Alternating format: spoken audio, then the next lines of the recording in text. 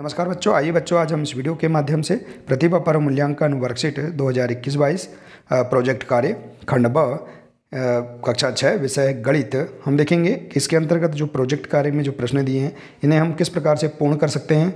आइए समझते हैं। देखिए, यहाँ पर आप विद्यार्थी का नाम, अपना नाम लिखेंगे, अपने पिता का नाम, अपनी कक्षा और अपनी शाला का नाम अंकित कर देंगे। इसके बाद देखेंगे यहाँ जो निर्देश दिए गए हैं। देखिए, आप प्रोजेक्ट कार्य के अंतर्गत जो प्रश्न दिए हैं इन्हें पूर्ण करने के लिए अपने माता पिता, भाई बहन, दादा दादी आदि और अन्य मित्रों से आप चर्चा करके इन प्रश्नों के आंसर पूर्ण कर सकते हैं। ठीक है बच्चों, आप देखिए इन प्रश्नों के आंसर हम पूर्व में दी गई जो प्रयास पुस्तिका है उनसे भी आप देखकर पूर्ण कर सकते हैं।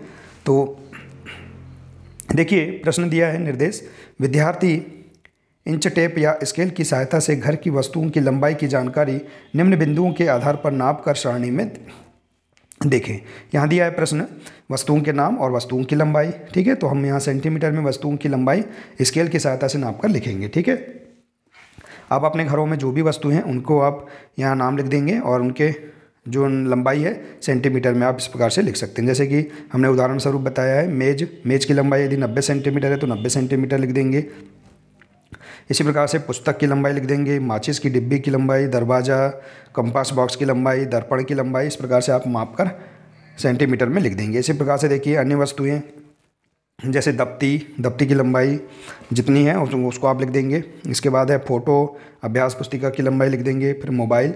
तो इस प्रकार से आप यहाँ पर अपने घरों में जो उपलब्ध वस्तुएं हैं उनके नाम लिखकर उनकी लंबाई को सेंटीमीटर में माप कर आप लिख सकते हैं। ठीक है बच्चों, आइए इसी प्रकार से देखते हैं।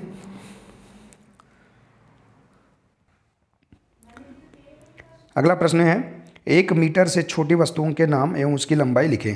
देखिए, आप अपने जो घरों में वस्तुएं हैं उनकी लंबाई माप कर 1 मीटर से जो वस्तुएं हैं उनकी आप नाम लिखकर उनकी लंबाई लिख देंगे। जैसे फ़ोटो की लंबाई 22 सेंटीमीटर है। ठीक है, क्योंकि 1 मीटर बराबर 100 सेंटीमीटर, 100 सेंटीमीटर से जिसकी लंबाई कम है तो वह 1 सेंटीमीटर से कम माप की वस्तु कहलाएंगी। जैसे देखिए मोबाइल, दफ्ती, पुस्तक की लंबाई 26 सेंटीमीटर, दर्पण। तो इस प्रकार से आप 1 मीटर से छोटी वस्तुओं के नाम और उनकी लंबाई आप इस प्रकार से लिख सकते हैं। आप अन्य वस्तुओं के नाम भी लिख सकते हैं और उनकी लंबाई भी लिख सकते हैं।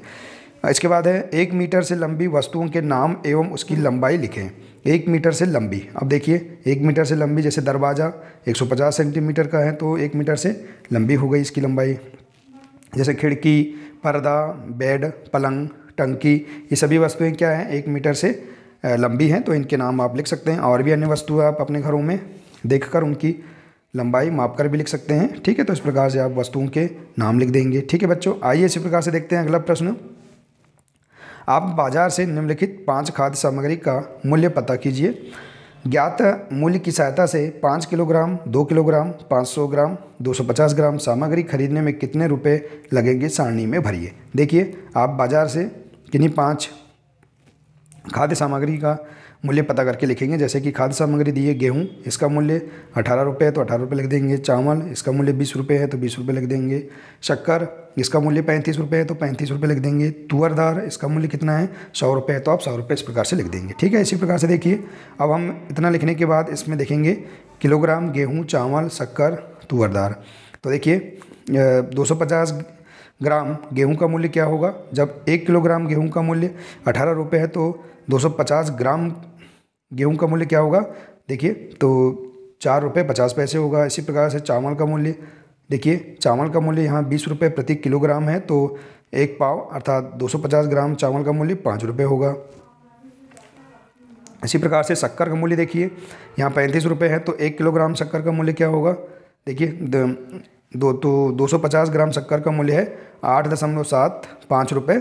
ठीक है, और इसी प्रकार से तुअर दाल का मूल्य भी हम लिख देंगे। तो ठीक है बच्चों, इस प्रकार से देखिए आप यहाँ पर 250 ग्राम, 500 ग्राम और 2 किलोग्राम और 5 किलोग्राम वस्तुओं का मूल्य आप इस प्रकार से यहाँ पर सारणी में लिख सकते हैं। ठीक है बच्चों, देखिए बहुत ही सरल तरीके से आप इन वस्तुओं का मूल्य पता करके उनमें 1 पाव, आधा किलो और 2 किलो और 5 किलो वस्तुओं के मूल्य आप पता करके लिख सकते हैं। ठीक है, इस प्रकार से देखिए आप इस प्रश्न को भी बहुत ही सरल तरीके से आप पूर्ण कर सकते हैं। ठीक है बच्चों, यह प्रश्न प्रयास अभ्यास पुस्तिका जो हमें पूर्व में प्रदान की गई थी उसमें यह प्रश्न दिया है, वहाँ से भी आप इस प्रश्न का आंसर पता करके लिख सकते हैं। ठीक है, या अपने माता पिता और अन्य बड़े भाई बहनों से भी पूछकर आप इस प्रश्नों को पूर्ण कर सकते हैं। तो बच्चों आशा है कि आपको इसके अंतर्गत सभी प्रश्न समझ में आ गए होंगे। तो बच्चों आज के लिए सिर्फ इतना ही है। बच्चों यदि आप हम इसी प्रकार के आगे के सभी वीडियो देखना चाहते हैं तो आप इस चैनल को सब्सक्राइब कर लें, बेल आइकन को प्रेस कर लें, ताकि आने वाले सभी वीडियो आप तक पहुंचते रहेंगे। तो बच्चों मिलते हैं नेक्स्ट वीडियो में। नमस्कार।